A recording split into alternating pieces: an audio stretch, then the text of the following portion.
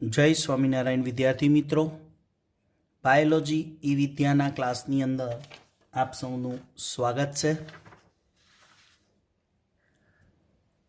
આજના વિડીયોનો ટોપિક રહેશે 18.3.2, જે આપણે ચેપ્ટર કન્ટિન્યુ છે 11 સાયન્સ ચેપ્ટર નંબર 18 દેહજળ અને પરિવહન. આ ટોપિકમાં આજના વિડીયોમાં શીખીશું હૃદય ચક્ર. શું છે આ હૃદય ચક્ર? તો એની વ્યાખ્યાને સમજીએ એ પહેલાં બે નાની સિમ્પલ વ્યાખ્યાને સમજીશું. એક છે સિસ્ટોલ અને બીજું છે ડાયસિસ્ટોલ. સિસ્ટોલ અને ડાયસિસ્ટોલ. સિસ્ટોલ એટલે હૃદયના ખાનાઓનું સંકોચન. હૃદયના કેટલા ખાના? 4 ખાના. એટલે કોઈ પણ 2 ખાના, હૃદયના કોઈ પણ 2 ખાના, કા કર્ણકો કા ક્ષેપકો એક સાથે જો સંકોચન પામે તો એને અંગ્રેજીમાં સિસ્ટોલ કહેવાય. જ્યારે હૃદયના ખાનાઓનું વિસ્તરણ થાય એટલે કે શિથિલન થાય, હૃદયના ખાનાઓ વિસ્તરે, એક સાથે 2 કર્ણકો કાં તો એક સાથે 2 ક્ષેપકો, એ હૃદયના ખાનાઓનું વિસ્તરણ એટલે કે શિથિલન થાય, એ વિસ્તરણ શિથિલનને અંગ્રેજીમાં ડાયસ્ટોલ કહેવાય અથવા તો ડાયસિસ્ટોલ કહેવાય. તો સિસ્ટોલ એટલે હૃદયના ખાનાઓનું સંકોચન, ડાયસિસ્ટોલ એટલે હૃદયના ખાનાઓનું શિથિલન, વિસ્તરણ. આ બે વસ્તુ શીખ્યા પછી આપણને હૃદચક્રની વ્યાખ્યા ખબર પડશે. હવે આ હૃદચક્રની વ્યાખ્યા ખ્યાલ આવે એ આ બે સિસ્ટોલ અને ડાયસિસ્ટોલ ઉપરથી. તો સમજો, હૃદયના ખાનાઓનું ક્રમિક એટલે 2 કર્ણકો, પછી 2 ક્ષેપકો, પછી ફરી પાછા 2 કર્ણકો, પછી પાછા 2 ક્ષેપકો, એમ ક્રમિક સંકોચન અને વિસ્તરણ થાય છે. તો હૃદયના ખાનાઓનું ક્રમિક સંકોચન અને વિસ્તરણ થતાં 0.8 સેકન્ડ લાગે. એટલે કે 2 કર્ણકો સંકોચાતા અને વિસ્તરણ થતાં, 2 ક્ષેપકોને સંકોચન અને વિસ્તરણ થતાં 0.8 સેકન્ડ સુધીનો સમય લાગે. એને કહેવાય એક હૃદચક્ર. ફરી રિપીટ કરું છું, સિમ્પલ, હૃદયના ખાનાઓનું ક્રમિક સંકોચન અને વિસ્તરણ. ક્રમિકનો અર્થ શું કરવાનો?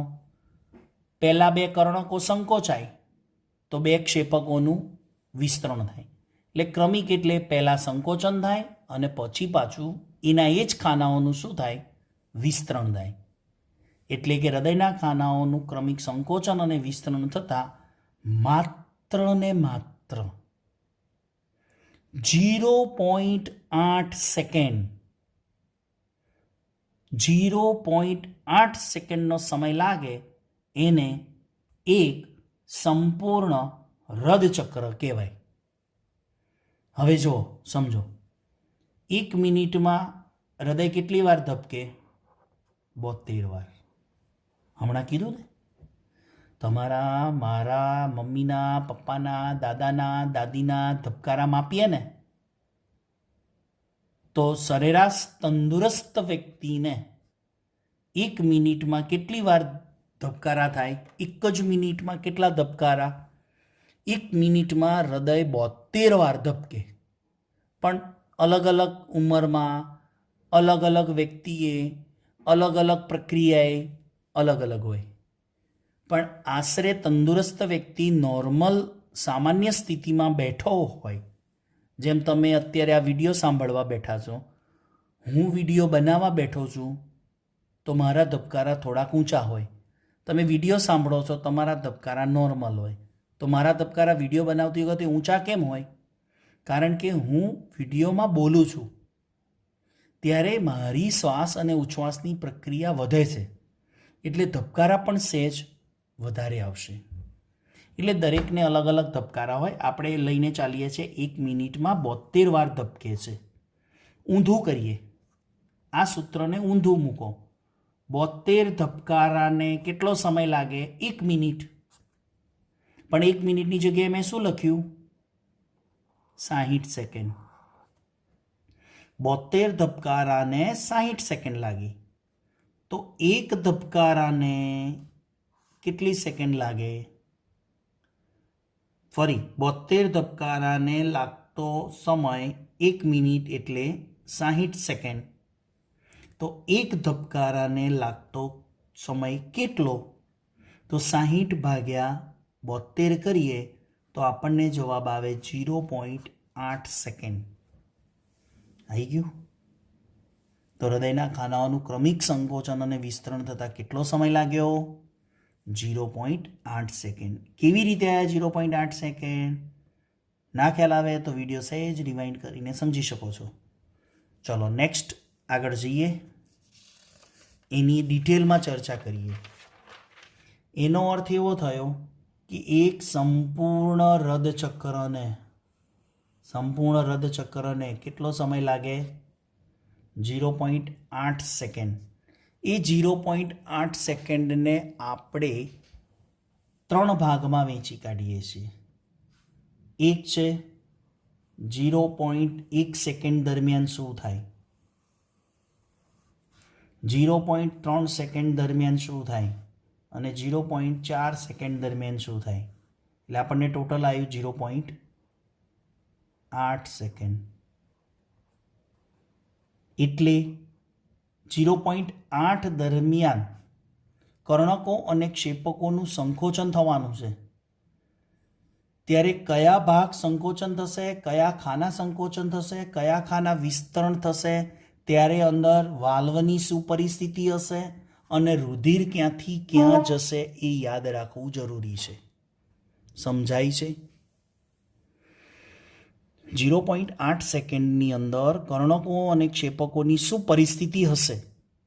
એ વખતે કર્ણકો ક્ષેપકો કઈ પરિસ્થિતિમાં હશે, રુધિર ક્યાંથી ક્યાં જશે અને વાલ્વ કઈ પરિસ્થિતિમાં હશે એ જાણવું ખૂબ જરૂરી છે. જો આ 3 વસ્તુને જાણીએ તો આપણને એક હૃદચક્રનો ખ્યાલ આવે, એક ધબકારાનો. પછી ધબકારા તો કન્ટિન્યુ હોય, પહેલો ધબકારો, બીજો ધબકારો, ત્રીજો ધબકારો, એમ 1 મિનિટ થાય એટલે કેટલી વાર હૃદય ધબકે? 72 વાર. એ 72 ધબકારા છે ને, એમાંથી આપણે એક ધબકારા દરમિયાન શું થાય છે એની આ 15 થી 20 મિનિટની વિડીયોને સમજવાની છે. માત્ર એક ધબકારામાં શું થાય છે. ચલો, અહીંયા એક ટેબલ સરસ બનાવ્યું છે તમને યાદ રાખવા માટે.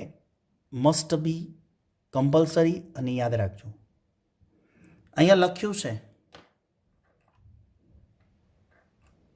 0.1 સેકન્ડમાં સીડા, ડાસી અને ડાડા. સીડા, ડાસી, ડાડા યાદ રાખવા માટે છે, ટેકનિક છે. 0.1 સેકન્ડમાં સિસ્ટોલ, સી એટલે સિસ્ટોલ. અને 0.1 સેકન્ડમાં ક્ષેપકો શું હોય? ડાયસ્ટોલ. અને 0.3 સેકન્ડમાં કર્ણકો શું હોય? ડાયસ્ટોલ. અને ક્ષેપકો એ દરમિયાન શું હોય? સિસ્ટોલ. અને 0.4 સેકન્ડમાં કર્ણકો પણ ડાયસ્ટોલ અને ક્ષેપકો પણ ડાયસ્ટોલ.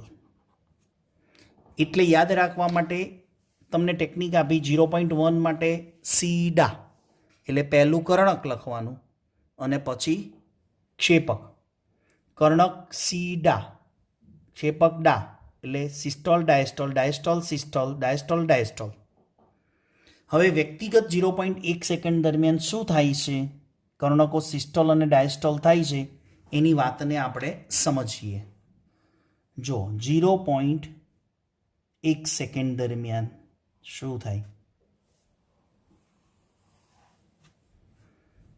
કર્ણકો સિસ્ટોલ થાય, એટલે કે કર્ણકો શું થાય? સિસ્ટોલ એટલે ગુજરાતીમાં સંકોચન. જ્યારે કર્ણકોનું સંકોચન થાય અને પણ કર્ણકો સંકોચવાનું શરૂ કોણ કરાવે? આગળના વિડીયોમાં જોઈ ગયા એસે ગાંઠ. એસે ગાંઠની ઉત્તેજનાથી કર્ણકોનું સંકોચન શરૂ થાય. હવે જેવા કર્ણકો સંકોચાય એટલે કર્ણકોમાં તો શું ભરેલું હોય? રુધિર. તો સંકોચન થાય તો રુધિર શું થાય? ખાલી થાય ને. એટલે કર્ણકો સિસ્ટોલ પામે, કર્ણકો સંકોચન થાય એટલે કર્ણકો ખાલી થાય. તો રુધિર ક્યાં જાય? ક્ષેપકોમાં. તો ક્ષેપકોમાં રુધિર જવાથી ક્ષેપકો શું થાય? વિસ્તરે, ડાયસ્ટોલ પામે, એટલે કે ભરાય. 0.1 સેકન્ડ દરમિયાન કર્ણકો સંકોચન થાય એટલે કે ખાલી થાય, એટલે કર્ણકોનું રુધિર ક્ષેપકોમાં જાય, એટલે ક્ષેપકોમાં જવાથી રુધિરથી ક્ષેપકો શું થાય? ભરાય. એટલે મેં કૌંસમાં ખાલી થાય ને ભરાય શબ્દ વાપર્યો, જેથી તમને ખ્યાલ આવે કે સિસ્ટોલ થવાથી સંકોચન થાય એટલે બ્લડ આગળ જાય અને જ્યાં આગળ ગયું હોય એ ખાના ભરાય, એટલે કે ડાયસ્ટોલ. ત્યારે એવી વાલ ખુલ્લા હોય, અર્ધચંદ્રાકાર વાલ બંધ હોય, રુધિર જમણા કર્ણકમાંથી જમણા ક્ષેપકમાં અને ડાબા કર્ણકમાંથી ડાબા ક્ષેપકમાં. જોઈએ સરસ મજાની આકૃતિ દ્વારા સમજ આપું. ઓનલી 0.1 સેકન્ડ માટે, ઓનલી 0.1 સેકન્ડને સમજીશું. જો તમારા માટે ડ્રો કરીને રાખ્યું છે, પણ સમજાવવા માટે પણ અલગ ડ્રોઈંગ હશે. આ છે આપણે રાઈટ આર્ટ્રિયમ,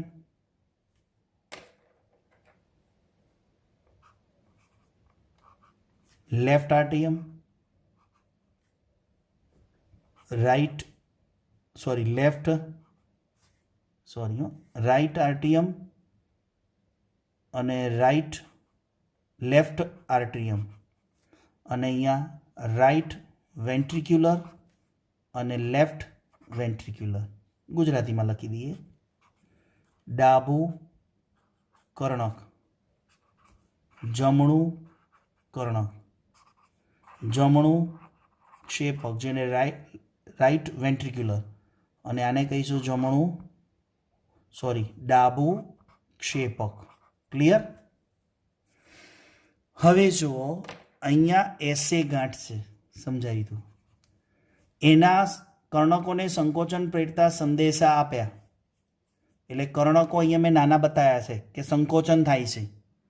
જ્યારે કર્ણકો સંકોચન થતા હોય, કર્ણકો સંકોચાય એટલે કર્ણકો શું થાય? સંકોચન થાય. કર્ણકો સંકોચન થાય એટલે કર્ણકો શું થાય? ખાલી થાય. એટલે કર્ણકોનું રુધિર ક્યાં આવે? ક્ષેપકમાં. કર્ણકોનું રુધિર ક્ષેપકમાં આવે ત્યારે અહીંયા દ્વિદલ અને ત્રિદલ, આ દ્વિદલ અને આ ત્રિદલ, 3 પડદા હોય ને, અને એ 2 પડદા, આ ત્રિદલ અને આ દ્વિદલ ખુલ્લા હોય. આ જો ત્રિદલ અને દ્વિદલ ખુલ્લા હોય તો કર્ણકો સંકોચન પામે, તો કર્ણકોનું રુધિર ક્યાં આવે? ક્ષેપકમાં આવે. પણ એ દરમિયાન ક્ષેપકમાં અહીંયા અર્ધચંદ્રાકાર વાલ છે, આ ફુફ્ફુસ ધમનીનો અને આ મહાધમની. આ અર્ધચંદ્રાકાર અહીંયાથી બંધ છે. જુઓ, બંધ છે એટલે રુધિર અહીંયાથી અહીંયા જઈ શકશે નહીં. ક્ષેપકો ભરાશે ખરા. ક્ષેપકો ક્યારે ભરાય? જ્યારે અહીંયા નીચેના અર્ધચંદ્રાકાર બંધ હોય ત્યારે. તો 0.1 સેકન્ડ દરમિયાન શું થયું? જમણા કર્ણકનું રુધિર જમણા ક્ષેપકમાં, ડાબા કર્ણકનું રુધિર ડાબા ક્ષેપકમાં. ક્યારે આવે? જ્યારે ત્રિદલ અને દ્વિદલ ખુલ્લા હોય ત્યારે. ક્યારે આવે? જ્યારે કર્ણકો સંકોચાય ત્યારે. કર્ણકો સંકોચાય ત્યારે ક્ષેપકો ભરાય. કર્ણકો સંકોચાય ત્યારે ક્ષેપકો વિસ્તરે. શું કરવા વિસ્તરે? કર્ણકો સંકોચાવાથી કર્ણકોનું રુધિર ક્ષેપકમાં આવે. આ 0.1 સેકન્ડ દરમિયાન કઈ કઈ પરિસ્થિતિ યાદ રાખવાની તમારે? નંબર 1, ફરી રિપીટ કરું છું. કર્ણકો સિસ્ટોલ થાય અને ક્ષેપકો ડાયસ્ટોલ થાય ત્યારે વાલ એવી વાલ ખુલ્લા હોય એટલે ત્રિદલ અને દ્વિદલ ખુલે એટલે જમણા કર્ણકનું રુધિર જમણા ક્ષેપકમાં અને દ્વિદલ ખુલે એટલે ડાબા કર્ણકનું ડાબા ક્ષેપકમાં જાય. જ્યારે અર્ધચંદ્રાકાર વાલ શું હોય? બંધ હોય. તો તમારે ધ્યાન રાખવાનું 0.1 સેકન્ડ દરમિયાન 3 વસ્તુ યાદ રાખવાની. નંબર 1, કર્ણકો અને ક્ષેપકોનું શું થાય. નંબર 2, એ વખતે એવી વાલ્વ શું છે અને અર્ધચંદ્રાકાર વાલની શું પરિસ્થિતિ હોય. અને નંબર 3, રુધિર ક્યાંથી ક્યાં જાય. તો 0.1 સેકન્ડ માટે 3 વસ્તુ યાદ રાખવાની: કર્ણકો ક્ષેપકોની પરિસ્થિતિ, વાલ્વની પરિસ્થિતિ અને રુધિરનો ફ્લો કઈ બાજુ. આ 3 વસ્તુ યાદ રાખો એટલે હૃદય ચક્રમાં તમને ખ્યાલ આવતો જાય. અને આ કર્ણકોને સંકોચાવાનું શરૂ કોણ કરે? એસે ગાંઠ, કુદરતી પેસમેકર. કુદરતી પેસમેકર. ચલો તો આગળ જઈએ. 0.3 સેકન્ડ માટે શું પરિસ્થિતિ છે? તો એમાં 3 વસ્તુ યાદ રાખવાની. નંબર 1, કર્ણક અને ક્ષેપકની પરિસ્થિતિ. નંબર 2, વાલ્વની પરિસ્થિતિ. અને નંબર 3, રુધિરનો પ્રવાહ. તો 0.3 સેકન્ડ માટે હવે નેક્સ્ટ શું હતું? ડાસી. કર્ણકો ડાયસ્ટોલ, ક્ષેપકો સિસ્ટોલ. ચલો, કર્ણકો ડાયસ્ટોલ એટલે શું? વિસ્તરે. વિસ્તરે એટલે કર્ણકો શું થાય? તમારા માટે બાકી રાખી દઉં. કર્ણકો ભરાય. ક્ષેપકો ડાયસ્ટોલ થાય, ક્ષેપકો સિસ્ટોલ થાય એટલે સંકોચન થાય એટલે ક્ષેપકો શું થવાના? ખાલી થાય. એવી વાલ્વ એ વખતે શું હોય? બંધ. અર્ધચંદ્રાકાર વાલ્વ કેવો હોય? ખુલ્લો. તો જ ક્ષેપકોમાંથી રુધિર આગળ જાય ને. અને એ વખતે અગ્રમહાશિરા પશ્વમહાશિરા જમણા કર્ણકમાં રુધિર ઠાલવે એટલે કર્ણકો ભરાય. અને જ્યારે ફુફ્ફુસ શિરા ડાબા કર્ણકમાં અને જમણા ક્ષેપકનું રુધિર ફુફ્ફુસ ધમનીમાં અને ડાબા ક્ષેપકનું રુધિર મહાધમનીમાં જાય. જો હવે આકૃતિ દ્વારા આ જ 3 શબ્દોને સમજીએ: કર્ણક ક્ષેપકની પરિસ્થિતિ, વાલ્વની પરિસ્થિતિ અને રુધિર પ્રવાહ. એના માટે પણ 0.1 સેકન્ડ અને હવે લઈએ 0.3 સેકન્ડ. 0.3 સેકન્ડ માટે કર્ણકો મેં વિસ્તરણ થયેલા બતાવ્યા છે. તો કર્ણકોનું શું થાય? કર્ણકોનું શું થાય?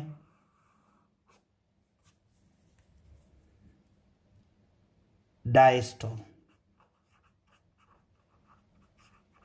અને ક્ષેપકોનું શું થાય? સિસ્ટોલ. જો હવે અહીંયા ત્રિદલ અને દ્વિદલ શું થઈ જાય? બંધ થઈ જાય. ત્રિદલ અને દ્વિદલ બંધ થઈ જાય. ઓકે. જ્યારે અહીંયા અર્ધચંદ્રાકાર વાલ્વ જો ખુલ્લા છે. હવે 0.1 સેકન્ડ માટે જે ક્ષેપકો ભરાયા હતા ને, 0.1 સેકન્ડ દરમિયાન ક્ષેપકો જે ભરાયા હતા ને, એ ક્ષેપકોનું રુધિર અર્ધચંદ્રાકાર ખુલ્લા હોય એટલે આ જશે ફુફ્ફુસ ધમનીમાં આગળ વધે. આ જમણા કર્ણકનું રુધિર, જમણા ક્ષેપકનું રુધિર અર્ધચંદ્રાકાર ખુલે એટલે ફુફ્ફુસ ધમનીમાં જાય. ડાબા ક્ષેપકનું રુધિર અર્ધચંદ્રાકાર ખુલે એટલે મહાધમનીમાં જાય. આ ડાબા ક્ષેપકનું રુધિર અને આ જમણા ક્ષેપકનું રુધિર. એટલે સિસ્ટોલ થાય એટલે સંકોચાય એટલે અર્ધચંદ્રાકાર ખુલી જાય. અર્ધચંદ્રાકાર ખુલી જાય એટલે જમણા ક્ષેપકનું રુધિર ફુફ્ફુસ ધમનીમાં આગળ વધે અને ડાબા ક્ષેપકનું રુધિર મહાધમનીમાં આગળ વધે. એ દરમિયાન ક્ષેપકો સિસ્ટોલ થતા હોય ત્યારે કર્ણકો ડાયસ્ટોલ થાય છે. એટલે શું?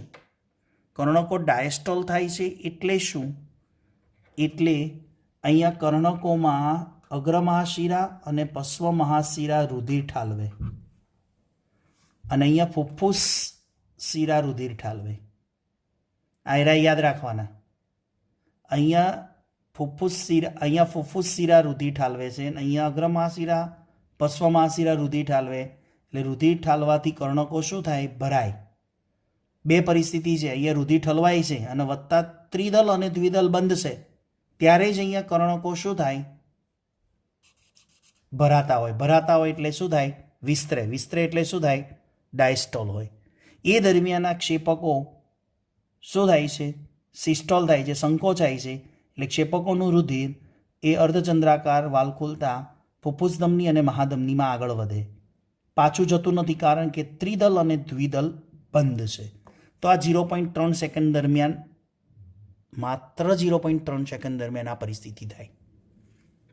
ચલો નેક્સ્ટ.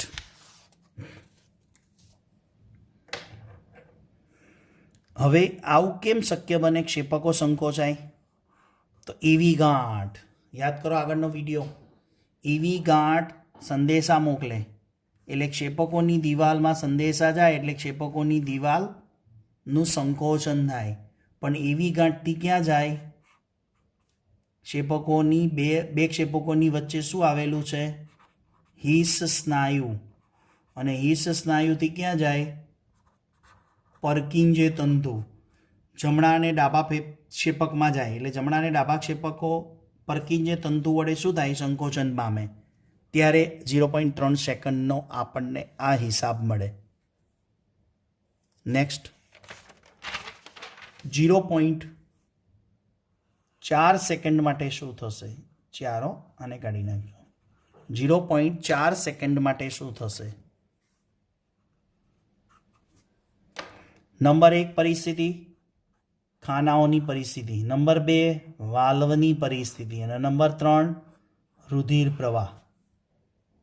4 વસ્તુ યાદ રાખવાની હંમેશા, 3 વસ્તુ યાદ રાખવાની હંમેશા. ખાનાઓની સ્થિતિ શું છે? નંબર 1. નંબર 2 વાલ્વની પરિસ્થિતિ અને નંબર 3 રુધિર પ્રવાહની દિશા. આ 3 વસ્તુ યાદ રાખો એટલે દરેક સેકન્ડમાં શું થાય છે આપણને ખ્યાલ આવે. જો 0.4 સેકન્ડ માટે શું થશે? કર્ણકો ડાયસ્ટોલ થશે. ડાયસ્ટોલ એટલે શું? વિસ્તરવું. વિસ્તરે ક્યારે? હંમેશા રુધિરથી શું થતા હશે? ભરાય. એ દરમિયાન ક્ષેપકો પણ શું હશે? ડાયસ્ટોલ. ડાયસ્ટોલ એટલે શું? વિસ્તરણ. ખાનાઓ ક્યારે વિસ્તરે? જ્યારે એમાં રુધિર ભરાતું હોય ત્યારે. આ એક એવો સમય છે કે જ્યારે 4 ખાના ભરાતા હશે. ઉપરના કર્ણકો પણ ભરાય અને ક્ષેપકો પણ ભરાય. એટલે કે બંને કઈ પરિસ્થિતિ છે ખાનાઓની? ડાયસ્ટોલ પરિસ્થિતિ છે. વાલ્વની શું પરિસ્થિતિ હોય? એ વખતે એવી વાલ્વ ખુલ્લા હોય અને અર્ધચંદ્રાકાર બંધ હોય. ત્યારે શિરાઓ કર્ણકમાં રુધિર ઠાલવતી હોય એટલે કર્ણકો ભરાતા હોય. અને કર્ણકોમાં ત્રિદલ અને દ્વિદલ ખુલ્લા હોય એટલે કર્ણકોનું રુધિર ક્યાં જાય? ક્ષેપકોમાં જાય એટલે ક્ષેપકો પણ ભરાતા હોય. એટલે એ દરમિયાન કર્ણકો શિરાઓ વડે ભરાય અને ક્ષેપકો કર્ણકો વડે ભરાય.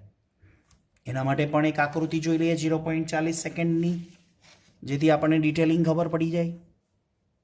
નેક્સ્ટ. 0.4 સેકન્ડ માટે બંને સરખા બતાવ્યા છે.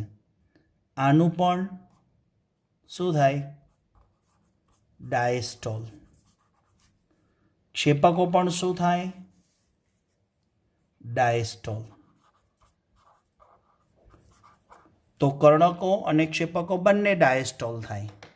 કેમ ડાયસ્ટોલ થાય? તો કર્ણકોમાં રુધિર કોણ ઠાલવે? અગ્રમહાશિરા અને પશ્વ મહાશિરા, ઉપરથી અગ્ર મહાશિરા અને આ પશ્વ મહાશિરા, નીચેના અંગોનું રુધિર અને ઉપરના અંગોનું રુધિર અગ્ર મહાશિરા, નીચેના અંગોનું પશ્વ મહાશિરા. એ વખતે કર્ણકોમાં રુધિર ઠાલવતા હોય. આ બાજુથી ફુફ્ફુસ શિરા પણ ડાબા કર્ણકમાં રુધિર ઠાલવે છે. તો આ બંને કર્ણકોમાં રુધિર ઠલવાથી રુધિર ભરાતા કર્ણકો શું થાય? ડાયસ્ટોલ થાય. એ દરમિયાન અહીંયા ત્રિદલ અને દ્વિદલ ખુલ્લા છે. ખુલ્લા છે એટલે રુધિર ક્યાં આવશે? ક્ષેપકોમાં આવે.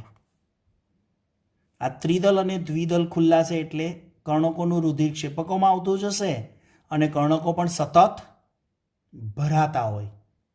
એ દરમિયાન અહીંયા ફુફ્ફુસ મહાધમનીનો અર્ધચંદ્રાકાર કેવો બતાવ્યો છે? બંધ. અહીંયા મહાધમનીમાં આવેલો અર્ધચંદ્રાકાર વાલ શું હોય? બંધ.